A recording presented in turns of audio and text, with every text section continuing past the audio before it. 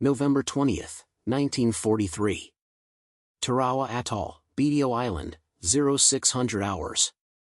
Captain Tadao Nuki crouched in his reinforced concrete bunker, watching through the firing slit as the first wave of American Marines struggled across the coral reef 400 yards offshore.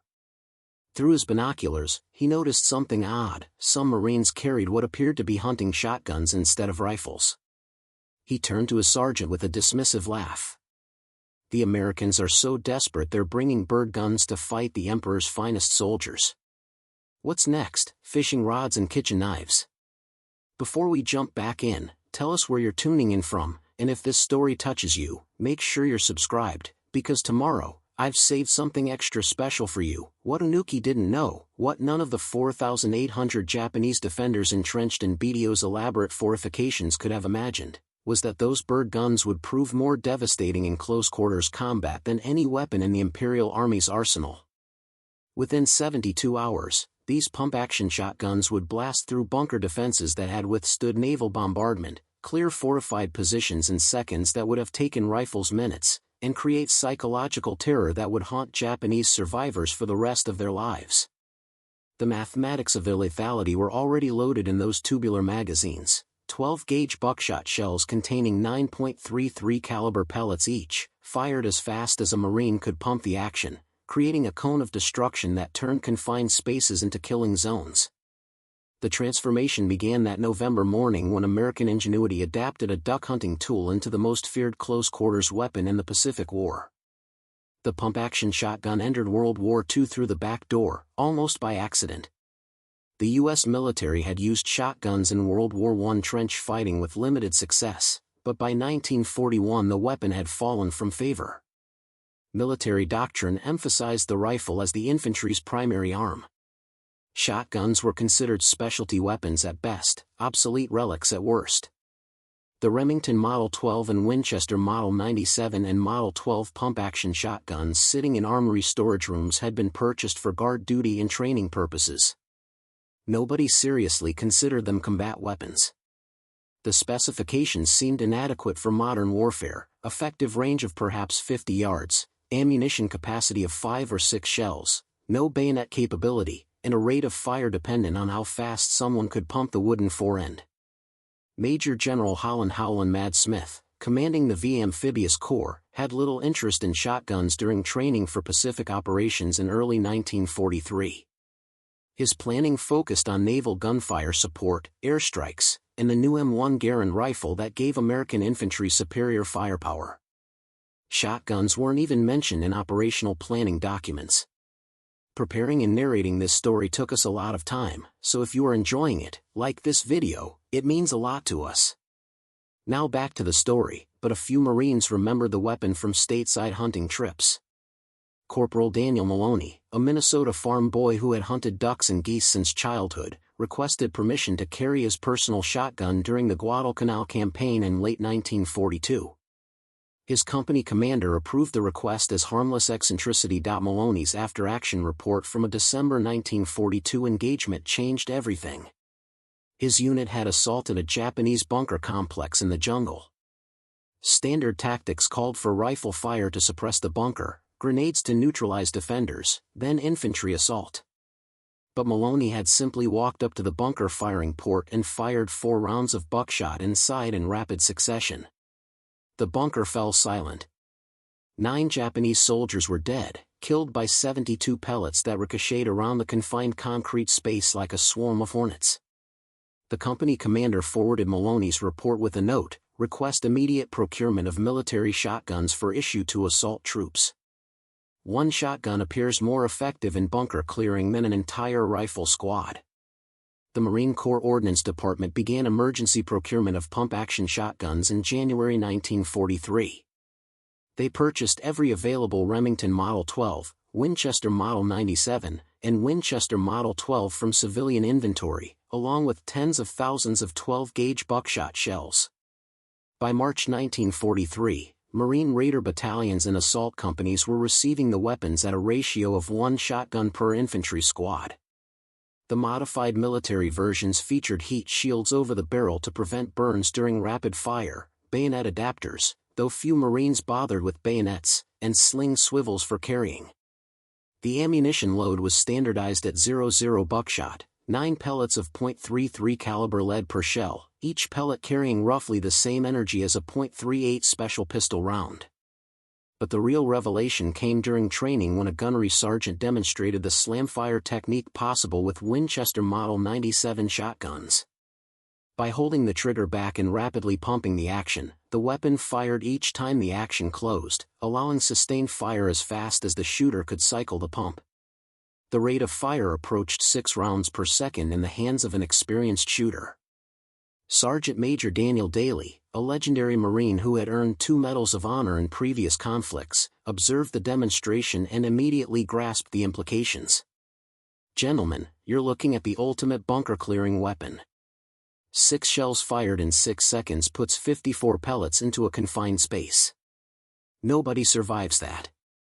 The Japanese have never experienced anything like it." Training began immediately. Marines practiced slamfire techniques, learning to control the weapon's substantial recoil while maintaining accuracy. They drilled bunker assault tactics built around the shotgun's capabilities. They learned to recognize situations where shotguns outperformed rifles, confined spaces, jungle undergrowth, caves, and fortified positions. Private First Class Robert Henderson, training with the 2nd Marine Division in New Zealand, wrote home about the new weapon in August 1943. "We're learning to use shotguns for combat. I know that sounds strange, like we're going hunting instead of fighting a war. But when you see what these guns do to a target at close range, you understand. We fired at plywood mock-ups of bunkers. The buckshot shredded everything. It's like hitting someone with 9 bullets simultaneously. The Japanese won't know what hit them." Henderson would get his chance to prove that prediction at Tarawa 3 months later. The assault on BDO Island, Tarawa Atoll, in November 1943 represented the first major test of the new shotgun tactics. The Japanese had fortified BDO into what they claimed was an impregnable fortress. Rear Admiral Keiji Shibasaki, commanding the garrison, boasted that 1,000,000 Americans couldn't take Tarawa in 100 years.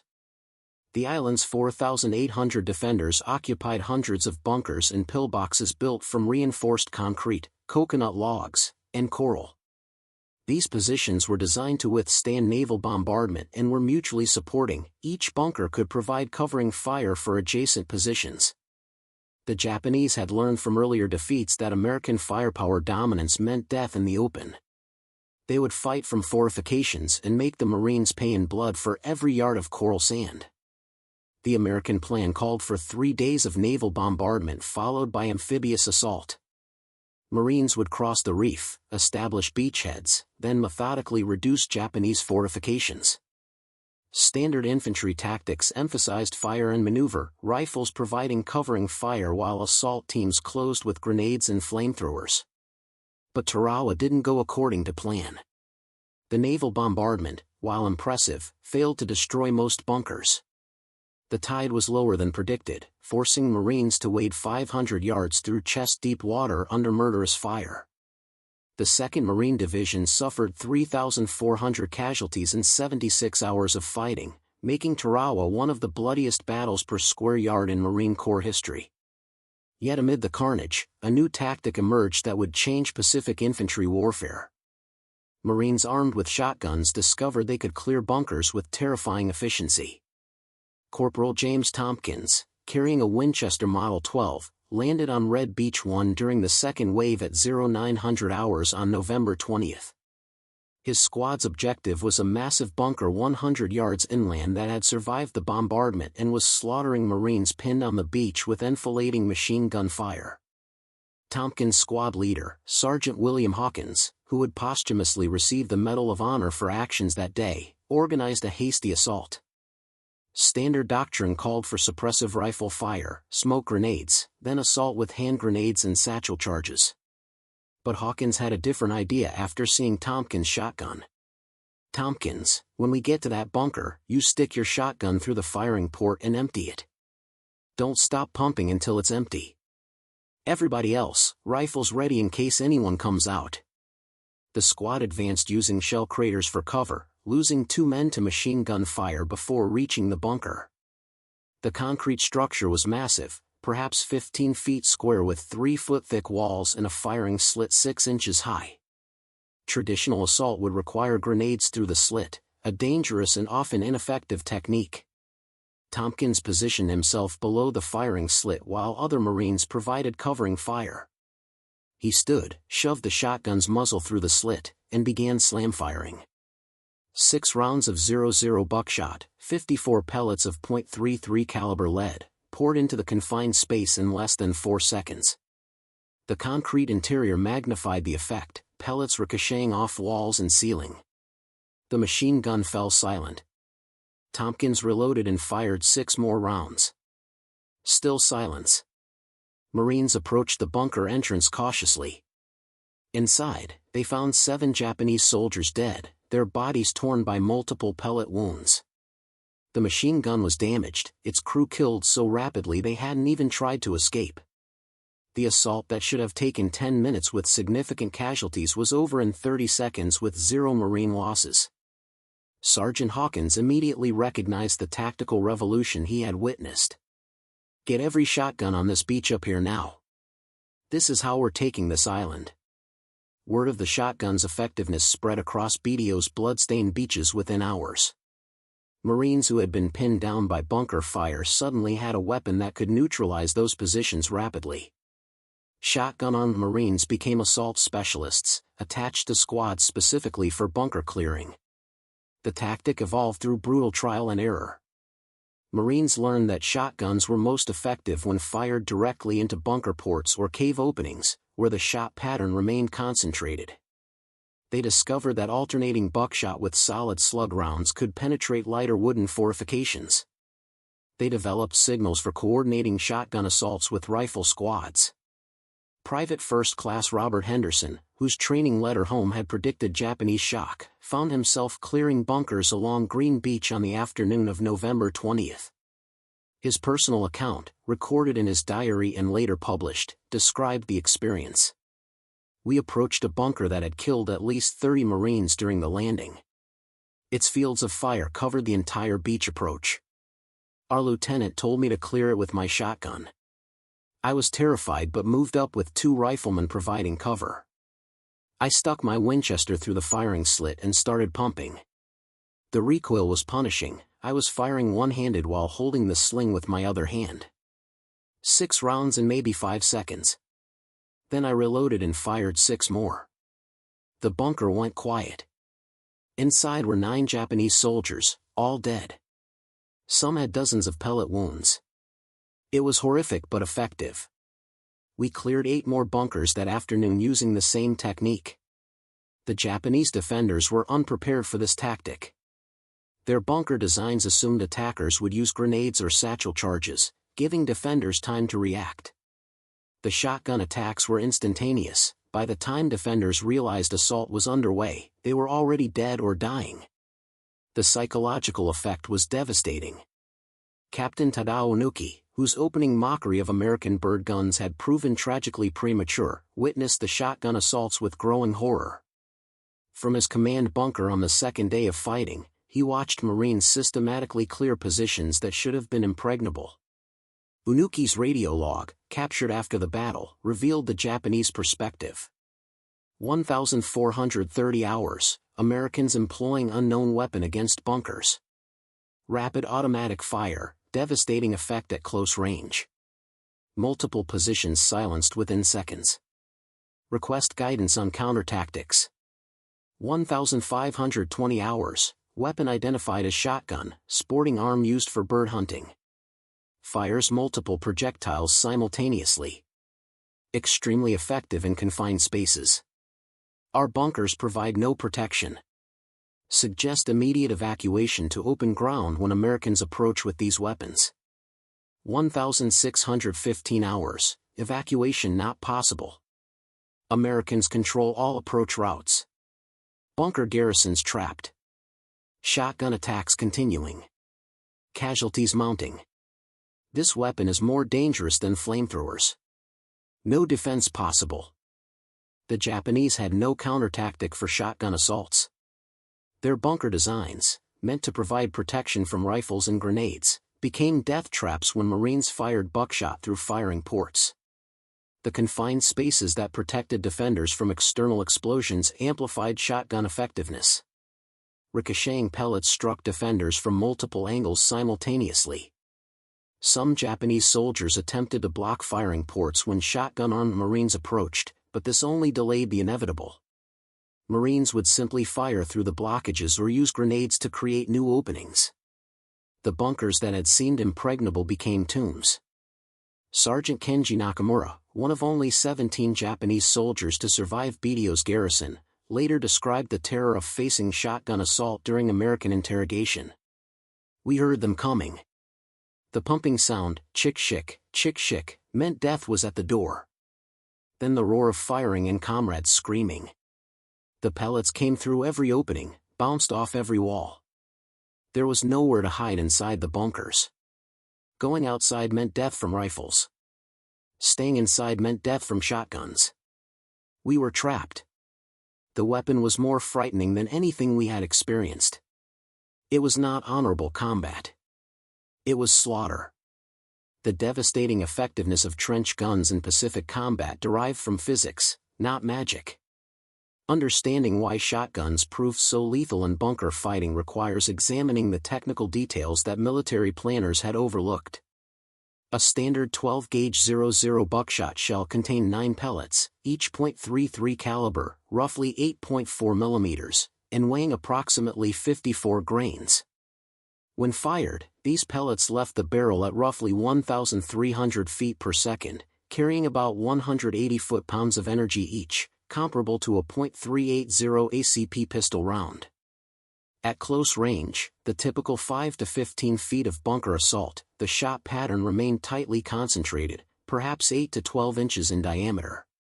This meant all 9 pellets struck within a dinner plate-sized area, creating massive trauma. The cumulative kinetic energy approached 1,600 foot-pounds, more than a .30-06 rifle round. But the real devastation came from the confined space effect. Inside a concrete bunker measuring perhaps 12 feet by 12 feet by 8 feet high, pellets that missed human targets struck walls and ricocheted. Concrete's hardness caused pellets to bounce rather than embed, creating secondary trajectories. A single shotgun blast might produce 50 to 60 impacts as pellets careened around the interior like deadly pinballs. Marines also learned to exploit the psychological effect of sustained fire. The slam fire technique, possible with Winchester Model 97 shotguns, produced continuous thunder that shattered Japanese defenders' morale. The sound alone, described by survivors as overwhelming and disorienting, was a weapon. Gunnery Sergeant Thomas Sullivan, training replacement Marines in January 1944, explained the tactics that had emerged from Tarawa. The shotgun is not a precision weapon. It's a volume weapon. You're not aiming at a specific target.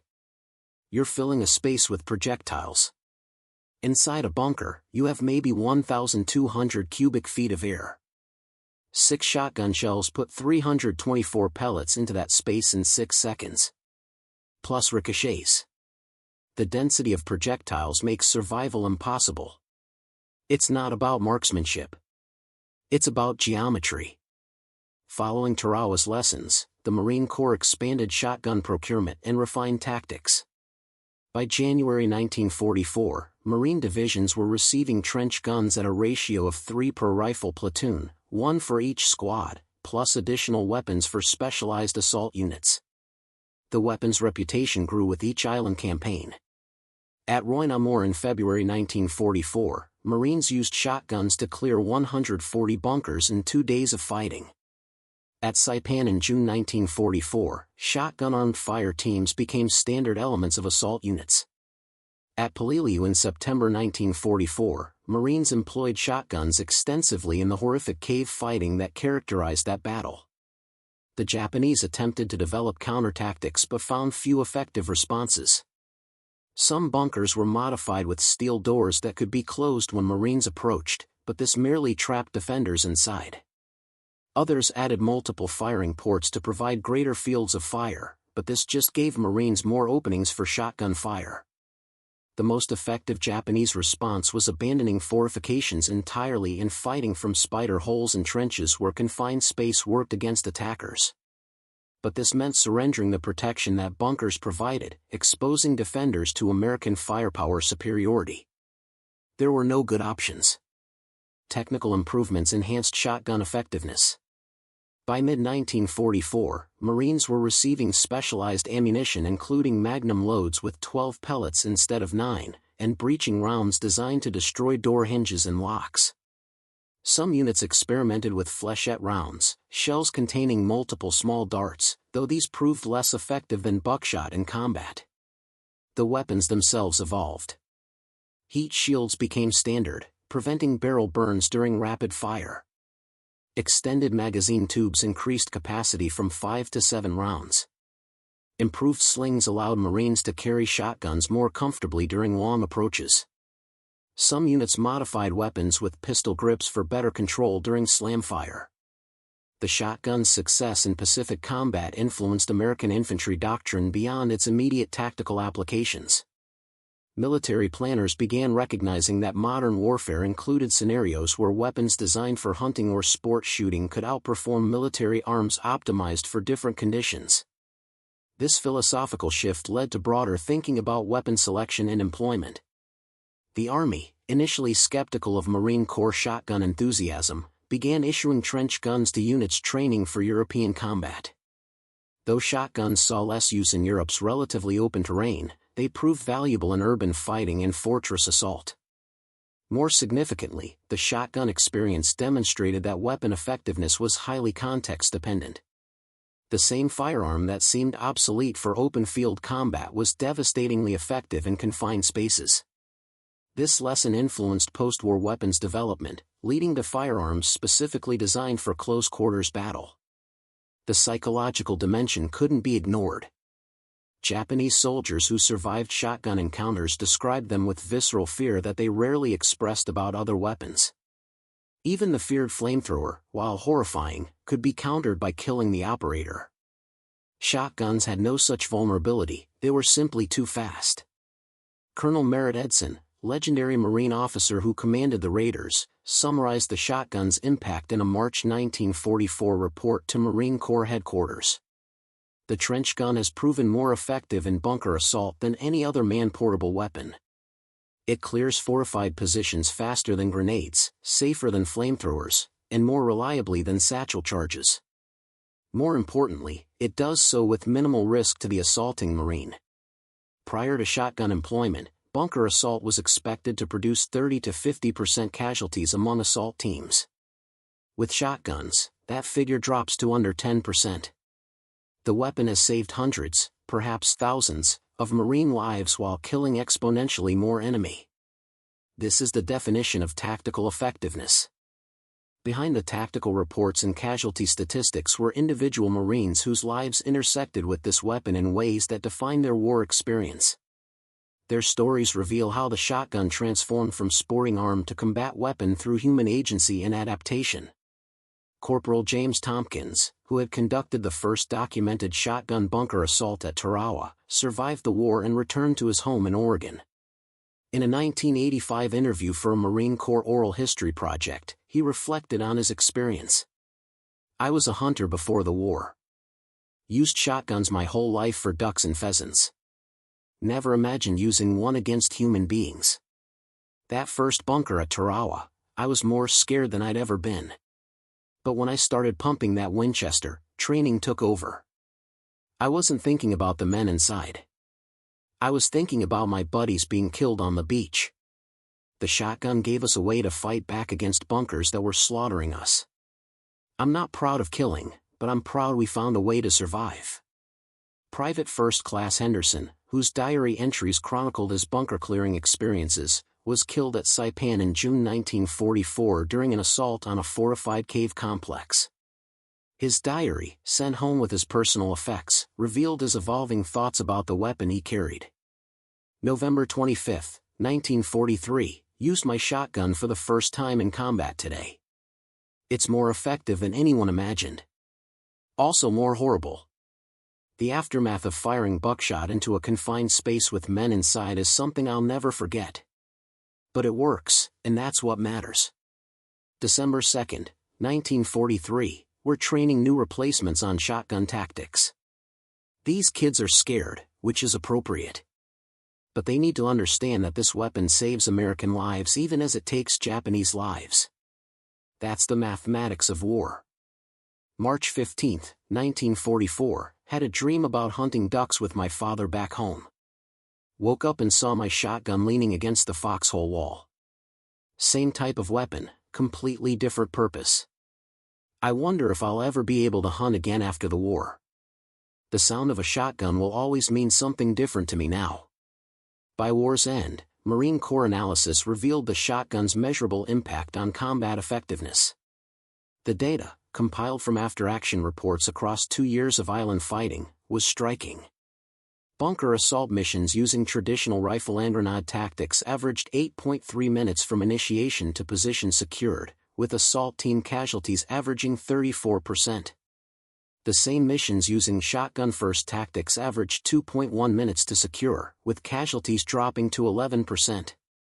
The speed difference mattered enormously in combat where seconds saved lives. Every minute Marines spent assaulting a bunker was a minute that bunker's weapons weren't firing at other positions. Every casualty prevented was an experienced Marine who continued fighting. The cumulative effect across hundreds of bunker assaults added up to thousands of lives saved and objectives achieved more rapidly. Ammunition consumption told another story. Standard bunker assault might require 200 to 300 rifle rounds, multiple grenades, and possibly satchel charges or flamethrower fuel. Shotgun assault typically used 12 to 18 shells, less than $5 worth of ammunition at 1944 prices. The economic efficiency was remarkable. The psychological metrics, while harder to quantify, were equally significant. Japanese prisoners captured after encountering shotgun attacks uniformly described them as more traumatizing than conventional weapons. Post-war studies of Japanese military records revealed that units known to face shotgun-armed Marines experienced higher desertion and surrender rates than those facing conventionally armed forces. Interestingly, American casualties from friendly fire decreased in units employing shotguns. The weapon's limited range meant Marines using shotguns had to be close to targets, reducing the risk of firing into friendly positions. The tactical discipline required for effective shotgun employment created overall improvement in unit fire control. While Tarawa had proven shotguns effective against concrete bunkers, the subsequent campaigns in the Marianas and Palau Islands introduced a new challenge: cave warfare. The Japanese, learning from their bunker losses, began fortifying natural caves and excavating elaborate tunnel systems that were far more difficult to assault than surface fortifications. Saipan, invaded in June 1944, contained over 3,000 caves and tunnels housing Japanese defenders. These ranged from small spider holes holding 2 or 3 soldiers to massive cavern complexes accommodating hundreds. The caves offered protection from naval bombardment and airstrikes while providing excellent defensive positions. Traditional assault methods, grenades and satchel charges, were often ineffective in deep caves where blast effects dissipated quickly. The shotgun proved adaptable to this new environment, but the tactics required refinement. Sergeant Harold Fisher, commanding a demolition team with the 4th Marine Division, pioneered cave-clearing techniques that became standard throughout the Marianas Campaign. Fisher's method combined shotguns with other weapons in a systematic approach. First, riflemen would suppress the cave entrance with covering fire. Then a shotgun-armed Marine would approach and fire multiple rounds deep into the cave entrance, the buckshot pattern spreading to cover the maximum area. If defenders remained active, flamethrowers or demolition charges would follow. But in many cases, the initial shotgun barrage was sufficient. Fisher's after-action report from Saipan detailed the evolution. Caves present different challenges than bunkers. The irregular shape means ricochets are less predictable but potentially more effective. Buckshot bouncing off cave walls creates a chaotic pattern that's impossible to avoid. We developed a rhythm: 6 rounds of buckshot fired as deep into the cave as possible, pause to assess, then 6 more rounds if needed. In approximately 60% of cases, the cave surrendered or fell silent after the first volley. The psychological effect of that much lead bouncing around in darkness is devastating. The Japanese found cave fighting even more terrifying than bunker defense. In bunkers, defenders could at least see what was happening. In caves, often lit only by flickering lamps or complete darkness, the shotgun assault was pure sensory overload, thunderous noise amplified by rock walls, muzzle flashes illuminating chaos, pellets striking from unpredictable angles. Private Yoshio Nakano, one of the few Japanese soldiers to survive the Saipan campaign, described cave assault during post-war interviews. "We thought caves would protect us from American weapons. Instead they became death traps worse than bunkers." When Marines attacked with shotguns, the sound alone was enough to break men's will.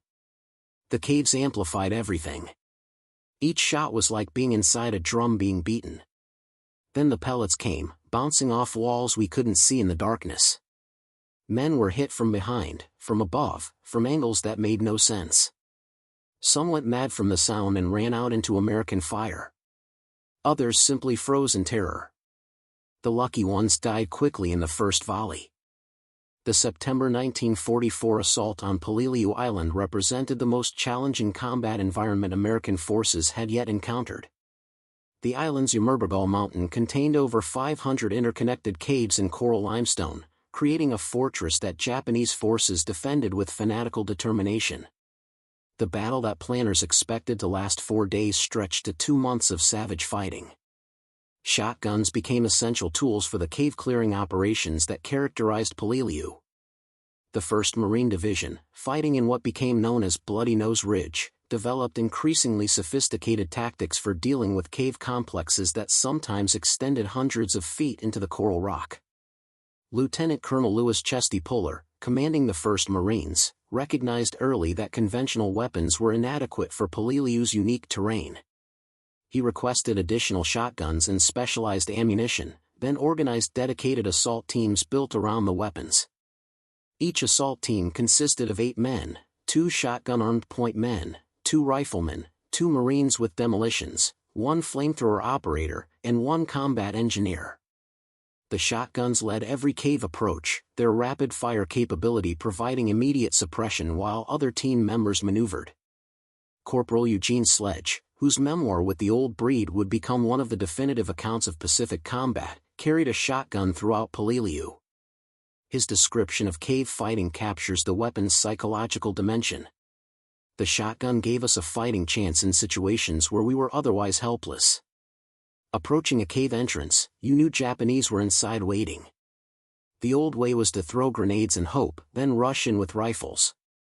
Men died by the dozens using those tactics. With the shotgun, we could pump rounds into the cave from outside, saturating the interior with buckshot. The sound was enormous, boom, boom, boom, boom in rapid succession. Sometimes Japanese would surrender after hearing that, knowing what was coming. Other times we'd hear screaming from inside. Either way, when we went in, the shotgun had done its work. The brutal mathematics of Peleliu demonstrated shotgun effectiveness in the most extreme conditions. The 1st Marine Division suffered 6,786 casualties in 2 months of fighting, a 60% casualty rate. But detailed analysis showed that casualties among cave assault teams equipped with shotguns were 40% lower than teams using conventional weapons. In the most deadly environment of the Pacific War, shotguns saved lives even as the overall casualty figures remained horrific. By late 1944, Japanese commanders recognized they needed tactics specifically addressing the shotgun threat. The Imperial Army issued directives attempting to counter American trench guns, though the options were limited. The primary Japanese response was increasing standoff distance. Defenders were instructed to position themselves deep in caves beyond effective shotgun range, forcing Americans to enter the cave to engage. This tactic had some success but presented its own problems. Deep cave positions were harder to resupply and more vulnerable to demolition charges that could seal the entrance. Some Japanese units attempted to construct barriers inside cave entrances, sandbag walls or wooden obstacles that would stop buckshot while allowing defenders to fire through gaps. These proved marginally effective but required materials that weren't always available and took time to construct that defenders often didn't have. The most desperate countermeasure was direct assault. Japanese doctrine began emphasizing immediate banzai charges when Americans approached caves with shotguns. The logic was brutal but sound: if the shotgun Marine could be killed before firing, the attack would fail. This led to some of the most savage close-quarters fighting of the war, with Japanese soldiers charging directly at shotgun-armed Marines in suicidal attempts to prevent the weapons from being employed. Lieutenant Tadashi Minami, a Japanese army officer captured at Iwo Jima, explained the doctrine during interrogation. "We were taught that the American shotgun was the most dangerous weapon in cave fighting. Our orders were to kill shotgun carriers immediately, even if it meant exposing ourselves to other fire. Better to die preventing the shotgun attack than die helplessly inside the cave." Some men succeeded. Most died trying. But we had no better option. These suicide charges created their own tactical problem for Marines. Shotgun-armed point men became priority targets, suffering higher casualties than other squad members. The Marines responded by varying their formation, sometimes having riflemen lead initially, then bringing up the shotgun at the last moment. They also began equipping shotgun Marines with pistols for personal defense, recognizing that the shotgun's limited magazine capacity made it vulnerable during reloading.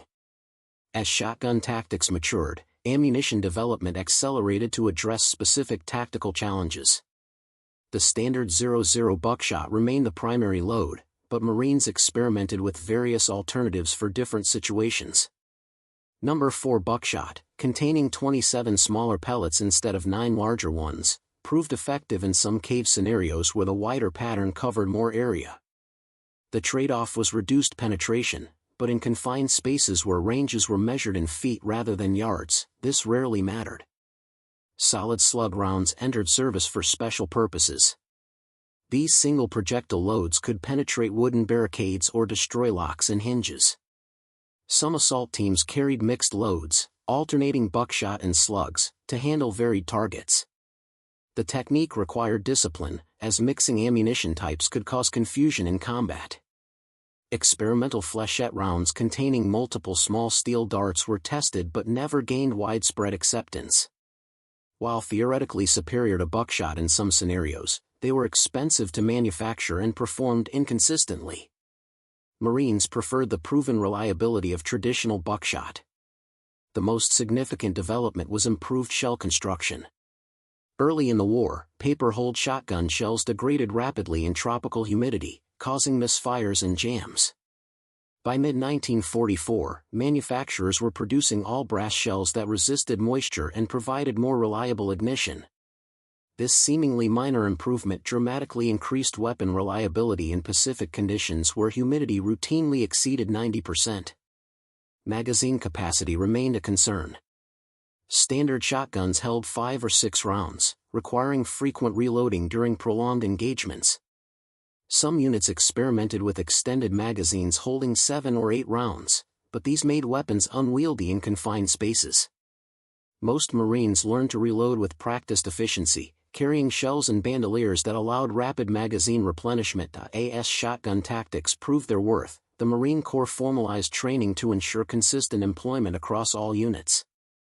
The shotgun school established at Camp Pendleton, California in early 1944 trained instructors who would deploy to combat units throughout the Pacific. The curriculum emphasized several key principles. First, weapon handling. Marines learned proper shouldering techniques to manage recoil during rapid fire. The slam fire technique received particular attention, as improper form could cause loss of control or weapon damage. Second, tactical employment. Students practiced cave and bunker assault scenarios and realistic mock-ups that simulated combat conditions. They learned to recognize when shotguns were appropriate versus when other weapons were better choices.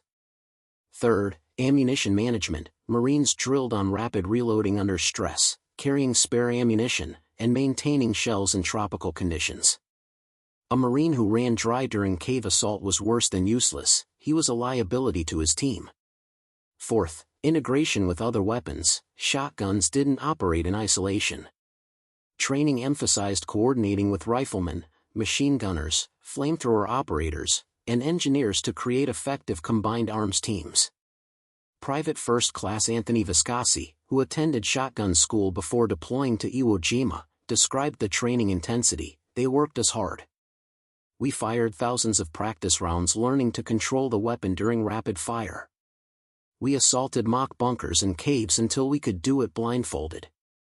They taught us that the shotgun was a specialist's weapon requiring specialist skills. By the time we deployed, I could pump 6 rounds into a man-sized target at 15 yards in under 4 seconds, reload in 6 seconds, and do it again. That training saved my life on Iwo." The February 1945 assault on Iwo Jima represented shotgun employment at its most refined and most brutal. The island contained over 11 miles of interconnected tunnel, hundreds of caves, and thousands of fortified positions. The Japanese garrison of 21,000 men fought from these positions with unprecedented determination, creating the bloodiest battle in Marine Corps history. Shotguns were issued more extensively at Iwo than any previous operation. The 3 Marine divisions landing on the island carried over 1,200 trench guns, more than one per platoon. The emphasis on cave fighting capabilities reflected hard-earned lessons from previous campaigns. The volcanic rock of Iwo Jima created different conditions than the coral limestone of Peleliu. The rougher surface caused more erratic ricochets, while the darker rock absorbed light, making cave interiors even more disorienting. Shotgun tactics adapted accordingly, with Marines firing more rounds per assault to ensure adequate coverage. Sergeant Daniel Davenport, leading an assault team from the 5th Marine Division, kept detailed notes throughout the Iwo campaign. His observations reveal how shotgun tactics had matured by 1945. February 23, cleared 6 caves on the approaches to Suribachi. Shotgun procedure is now standardized. Approach under covering fire, 2 shotguns fire a full magazine each into the cave mouth, 12 rounds, 108 pellets, pause 5 seconds, then repeat if no response. Follow with grenades if still active. In 4 of today's caves, the initial shotgun volley was sufficient. Japanese inside either died or were so disoriented they couldn't resist follow-up assault. This is systematic now, not improvised. March 1, the deep tunnels require different tactics. Shotguns effective at entrances but limited value in long tunnels where ranges exceed 20 yards. We're using shotguns to secure entrance areas, then riflemen and flamethrowers for deeper penetration. The weapon's tactical niche is clearly defined, confined spaces within 15 yards. Outside that envelope, other weapons are superior. March 8, lost Henderson today. He was our best shotgun man. Japanese suicide charge caught him reloading. The shotgun's vulnerability during reload is a real problem. We're experimenting with 2-man shotgun teams, one fires while the other covers with a carbine. Seems to work. The casualty figures from Iwo Jima were staggering: 6,821 Marines killed, 19,217 wounded. Yet analysis showed that cave assault teams using refined shotgun tactics suffered 30% fewer casualties than early campaign teams using conventional approaches. The weapon couldn't prevent the horror of Iwo Jima, but it mitigated casualties in specific tactical situations. The April-June 1945 Okinawa campaign represented the final major test of shotgun tactics. The island's 100,000-man Japanese garrison fought from thousands of fortified positions across terrain ranging from urban areas to mountains riddled with caves. Shotgun employment at Okinawa reflected 3 years of tactical evolution. By this point, every Marine infantry company included designated shotgun-armed assault specialists. These Marines received extra pay, the same specialist pay as radio men or machine gunners, recognizing the weapon's importance and the extra training required. The urban fighting on Okinawa revealed another shotgun application. In the ruins of Shuri and Naha, Marines cleared buildings in fortified positions using tactics similar to cave assault. The shotgun's ability to saturate rooms with buckshot proved effective in urban environments where visibility was limited and engagement ranges were measured in feet. Corporal Mitchell Barnes, fighting in the Shuri defensive line, described urban shotgun employment: the cities were death traps. Japanese in every building, every room, every cellar. Going room to room with rifles was suicide, someone would always be hiding where you couldn't see them. The shotgun changed that. We'd approach a room, kick open the door, and pump rounds inside before entering. The buckshot covered the entire room. Anyone inside was either dead or too shredded to fight. It was brutal but effective. Urban fighting is even more confined than caves. The shotgun was designed for exactly this scenario. By war's end, Marine Corps doctrine formally recognized the shotgun as a standard infantry weapon with defined tactical applications. Table of Organization and Equipment documents specified shotgun allotments. Training manuals included sections on shotgun employment. Supply chains ensured adequate ammunition stocks. The weapon that had entered service almost accidentally had become institutionalized. When the war ended in August 1945, the Marine Corps Equipment Board conducted comprehensive analysis of weapon effectiveness throughout the Pacific Campaign. The shotgun findings were remarkable. Total shotguns issued to Marine units, approximately 15,000 weapons. Total 12-gauge ammunition expended, over 8 million rounds. Confirmed enemy casualties attributed specifically to shotgun fire, impossible to determine precisely but estimated at several thousand based on after-action reports and autopsy data. More meaningfully, the analysis examined casualty rates among assault teams using different weapon combinations. Teams equipped with shotguns and trained in their employment showed 35 to 40% lower casualties than conventionally armed teams across all campaign phases. The difference was most pronounced in cave and bunker assault scenarios where shotguns' tactical advantages were most applicable. The psychological impact assessment revealed interesting data.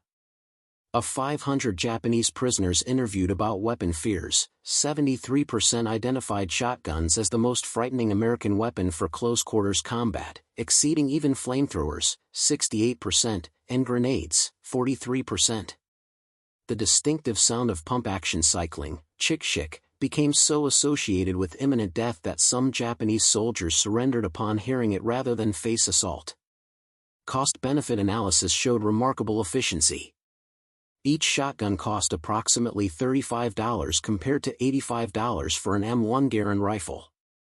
Shotgun ammunition cost roughly 40 cents per shell compared to 5 cents per rifle round, but the tactical effectiveness per dollar spent favored shotguns in their specialized role. The analysis concluded that shotgun procurement represented one of the most cost-effective equipment decisions of the war. Behind the statistics were Marines whose lives were saved by shotgun tactics and Japanese soldiers whose lives ended because of them. The weapon's legacy was written in both survival and death. Corporal James Tompkins, who had conducted the first documented shotgun assault at Tarawa, returned home to Oregon in December 1945. He never hunted again, despite having been an avid sportsman before the war. In a 1990 interview, he explained, "I couldn't pick up a shotgun after the war without seeing those bunkers, hearing the screams, smelling the smoke." The weapon that had been recreation became something else entirely. "I gave all my hunting shotguns to my nephews. Told them I was too old for hunting. Truth was, I couldn't bear to hear that sound again, the pump cycling, the discharge. It meant something different to me than it had before." Sergeant Harold Fisher, who pioneered cave-clearing tactics, had different feelings. "The shotgun saved my life and the lives of my Marines more times than I can count. I'm grateful it existed. Would I want to use one again? No. But I'm glad we had them when we needed them." War requires effective tools, and the shotgun was among the most effective tools we had for specific jobs. I make no apologies for that. Japanese survivors carried their own memories. Yoshio Nakano, who survived Saipan and spent 40 years after the war as a schoolteacher in Osaka, wrote in his 1985 memoir, "I survived because I surrendered when I heard the distinctive sound of American shotguns approaching our cave. Other men chose to fight or hide. I chose life. The shame of surrender was heavy, but lighter than death. The Americans treated prisoners well. The shotgun that made me surrender also, in a way, saved my life by making resistance obviously futile." The shotgun's success in Pacific combat influenced American military doctrine for decades. During the Korean War, shotguns saw extensive use in trench warfare reminiscent of World War I. In Vietnam, they proved effective in jungle fighting and tunnel clearing. Modern military and law enforcement forces worldwide employ shotguns for close-quarters combat, breaching, and specialized applications. The fundamental lesson, that weapons optimized for civilian sporting use could be devastatingly effective in specific military applications, shaped procurement thinking. The military didn't need to develop expensive custom weapons for every scenario. Sometimes the best tool already existed in civilian markets and just needed appropriate tactical employment. The slam-fire capability, initially seen as a quirk of pump-action design, became recognized as a legitimate tactical advantage. Modern combat shotguns are sometimes designed specifically to allow this firing mode, acknowledging its value in high-stress close-quarters situations. The psychological dimension received serious study. Military psychologists analyzing combat effectiveness recognized that weapon characteristics affecting enemy morale were as important as those affecting lethality. The shotgun's intimidation factor, its sound, its visible effect, its association with devastating close-range power, became a model for understanding how weapons influence behavior beyond their purely physical effects.